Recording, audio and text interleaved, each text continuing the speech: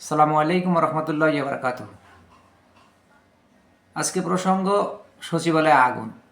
সচিবালয়ে আগুন কোথা থেকে এলো, কে বা কারা দিল, এ বিষয়ে অনেকেই মন্তব্য করতেছেন।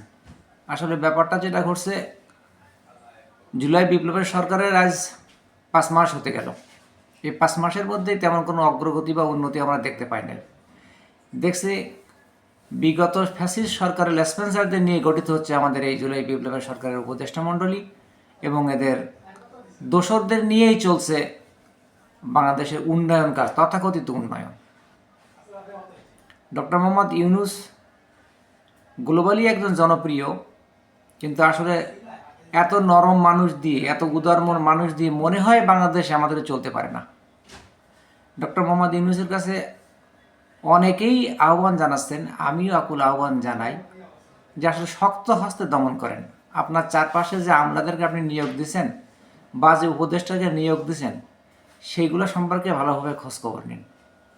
প্রত্যেকটা উপদেষ্টাকে আপনি একেবারে নিবিড় পর্যবেক্ষণে রাখুন, এবং যেগুলো সোশ্যাল মিডিয়া অনেকে কথা বলতেছেন, ওনাদের কিছুটা উপদেশ অন্তত মেনে চলেন। না হলে সচিবালয়ে আগুন হয়েছে, কালকে দেখবেন ডক্টর ইউনূসের বাড়িতে আগুন, নাহলে গাড়িতে আগুন, ওনার জীবন নাশের হুমকি। আজকে দেখলাম দেয়ালে লেখন, কোনো এক সমন্বয়কের বাড়িতে লেখা, মৃত্যুর জন্য প্রস্তুত হও। তা আসলে এত সাহস, এত উদ্ধত্ত কোথা থেকে পাচ্ছে তারা? এগুলো আমাদেরকে নজর দিতে হবে এবং বিশ্লেষণ করতে হবে। যে উপদেষ্টাগুলো আপনি নিয়োগ দিয়েছেন, অনেক বিতর্কিত উপদেষ্টা। আসির নজরুলকে নিয়ে তো অনেক কথা উঠছে, ওনাকে আজ পর্যন্ত কোনো পদক্ষেপ আপনি নেন নাই। তারপরেও সরোয়ার ফারুকের মতো একজন বিতর্কিত নোংরা মন মানসিকতার লোককে আপনি উপদেশ হিসেবে নিয়োগ দিয়েছেন। প্রফেসর ইউনূস, আপনি অত্যন্ত সম্মানীয় ব্যক্তি, অত্যন্ত ভদ্রলোক বলা যায়, কিন্তু আমাদের আকুল আবেদন, আপনি এই ঘাতকের আঘাতে হয়তো চলে যাবেন। অনেকেই দেশ ত্যাগ করে চলে গেছেন। এই জুলাই বিপ্লবে অনেকেই শহীদ হয়েছেন, পঙ্গুত্ব বরণ করেছেন, সবাই চলে গেছেন। আসলে দেশটা কিন্তু রয়েই গেছে। আপনি চলে যাবেন, আমিও চলে যাব, অনেকেই চলে যাবে, যে কোনোভাবেই হোক দুনিয়াতে কেউ চিরদিন থাকবে না। কিন্তু আপনি দেশটাকে অন্তত এমন এক কিনারে পৌঁছে দেন যেখান থেকে মানুষ উত্তরণের পথ খুঁজে পায়। আপনাকে নিয়ে দেশের মানুষের অনেক আশা, অনেক ভরসা। আপনাকে সে ক্ষমতা জনগণ দিয়েছে, আপনি কিসের ভয় পাচ্ছেন? ফ্যাসিস্ট সরকারের সে প্রেসিডেন্ট এখনও পর্যন্ত বহাল। ফ্যাসিস্ট সরকারের যে আমলাগুলো ছিল, এসপি, ডিসি এবং সচিবালয়ে আমলা, সেগুলো এখনও পর্যন্ত বহাল।